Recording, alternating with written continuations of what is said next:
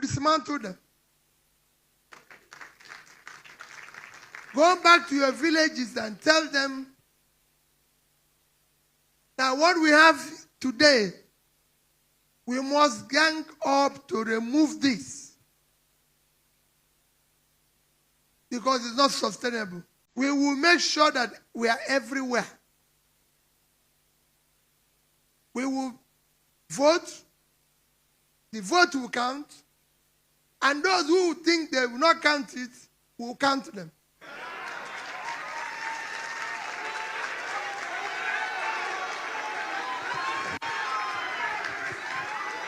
So, we will make it work.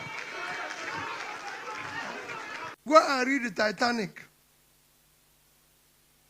When it was sinking, some people were on upper deck, dancing. They didn't know it was going down till everybody. Because those who are dancing now don't know that the plane is sinking.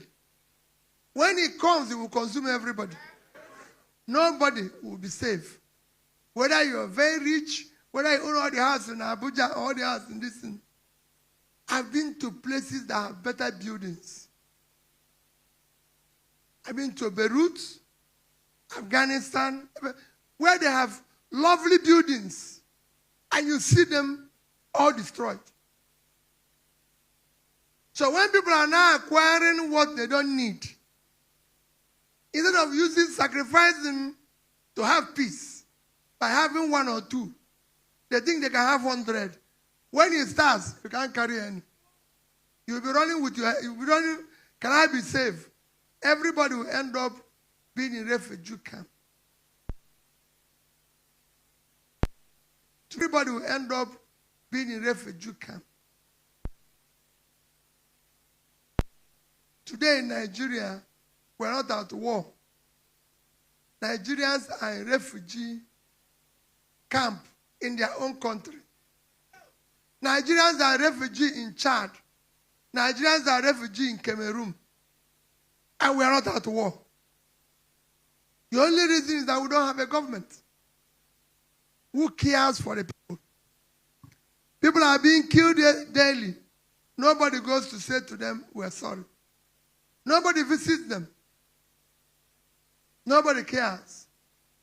All you get in Nigeria is that some people are rich so they can afford to celebrate.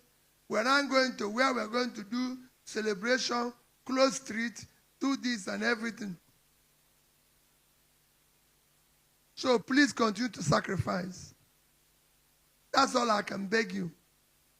Continue to do what is possible in your only two ways to support. People are being killed every day. Nigerians are dying every day. What we are doing is to use the resources. I visited so many primary health care where there's no toilet, where there's no nothing. All we are doing is to use resources to build, renovate house, renovate the building, build the mansion, do this and everything. That's all we are doing. They make you local government chairman. They make you governor. They make you president. Vice, all you want to do is to renovate a house that doesn't need renovation. So you'll be more comfortable at the expense of other people. It's to go and build conference center in a place where women are dying. And so you saw the reports by the latest report that the worst place to give birth is in Nigeria. People are dying every 7 minutes. Yet, we have all sophisticated buildings, all mansions. And that is what we want to dismantle. So that it will be good for everybody. I'm only thanking you people for your commitment, staying on, and assuring you people that if we work together, we will dismantle them. Go back to your villages and tell them Now, what we have today, we must gang up to remove this because it's not sustainable. It is not sustainable. People will come, as usual, with grammar, telling you story. Please, ask about their background. Ask who they are. If they say they serve anywhere, ask them, how did they do it? What did they do? So that we'll know how we can fit and fix this country and make it work. So I greet up everybody once more. It is not the day of making too much speech. I just thank those who are here, who participated in launching the book. Distinguished Senator, I thank all of you for being around. Maybe one of these days we'll continue our politics. But remember, go back and keep telling people, today we have a system that does not care for you, does not care for anybody. Anybody who tells you that the government today is caring for you, or that all those big men are caring for you, is not true.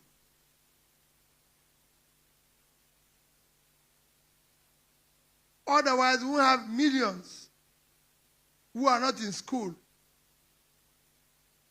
Otherwise, we don't have millions who don't know where the next meal will come from. Otherwise, we have, like you've seen in some of the things I've mentioned here, that any country, those in government are richer than those in business, is producing poverty. Because a simple definition of money is that it's the exchange of value. So when people are corrupt and stealing money, they're not giving any value back. So they are producing poverty. So we must use our money to purchase value. That is what we are lacking now. And that is why you have people say to me, oh, you said you're going to regularize or devalue the currency or do this. I say, well, listen, in an organized manner. Because if you remove the illicit money and the criminal money around, you will be able to get the value at the right space. But because everybody is stealing, pursuing the same dollar, nobody knows the rate. If I have stolen 1 million naira and I go to buy dollar, will I think about the rate? No. Because for me, it's still part of the stealing that I have. So give me any exchange. But if I'm going to exchange value, I'll ask, if I buy dollar this, will I be able to turn it around? But you have huge illicit money pursuing the dollar. So the rate is irrelevant. And that is what we want to dismantle so that it will work.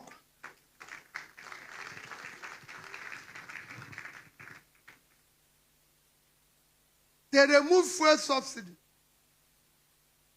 They say, oh, Peter said, I will remove it. But I said consistently that I first remove the criminality in the subsidy.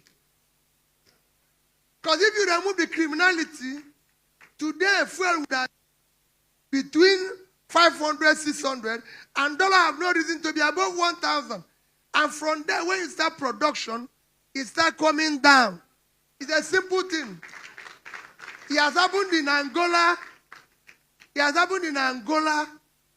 It's actually happening in Ghana now. If you follow Ghana, by December, their money was 14 plus something to the dollar. Today it's about 10 something. Because they're now beginning to see a transparent government. That's how exchange is. It's confidence. But when you have illicit money, stolen money, chasing it, it will not work. And that's what we want to dismantle. So I thank all of you for being part of Ike's book. This is not me. I haven't written any book because by the time I write my own, I would have finished all this and start telling people how we go from Abuja to Kafanchan to this. Because all these people are not moving around. We now have a system that is totally unproductive. I was telling somebody in a car, I was driving to Kafanchan. I said, to tell you how, whether this country is producing anything or not, let's mark the number of trailers we pass on the road. Ask Tanko them. We didn't pass any trailer. I said, so, you don't have rail. The trailers are not passing carrying goods. That shows an unproductive country. Because every other country, you see trucks carrying goods. But we didn't meet trucks carrying goods. We didn't see rail carrying goods. They built rail. When people say colonial masters, I disagree. The problem is Nigerian masters. Colonial master came here and built rail to Kafanchan for ginger. We destroyed it. He built rail for Kanu, rail to Medugri. Everywhere rail went before was source of agricultural product or manufactured product. We just shut it down because we were taking granite from Kanu. So where are those rails? They are not there. Trailers are not there. We are now hungry. And every day, people are begging for food. But we have land. Every day, land all over the place. So I thank all of you for being part of this. Let us continue to sacrifice. There's no shortcut to it. If we use shortcut, we will not get there. It is sacrifice. You've seen it every day. We must continue. At this stage, we are going to look for people all over. From those who will be in House of Assembly, those who will be in House of Representatives, those who will be in this. It is important. That is the thing we didn't do last time. We now want genuine people who want to be in the House. If you want to make money from politics, know that you are part of this problem. So don't tell us that you're going, listen, this time around,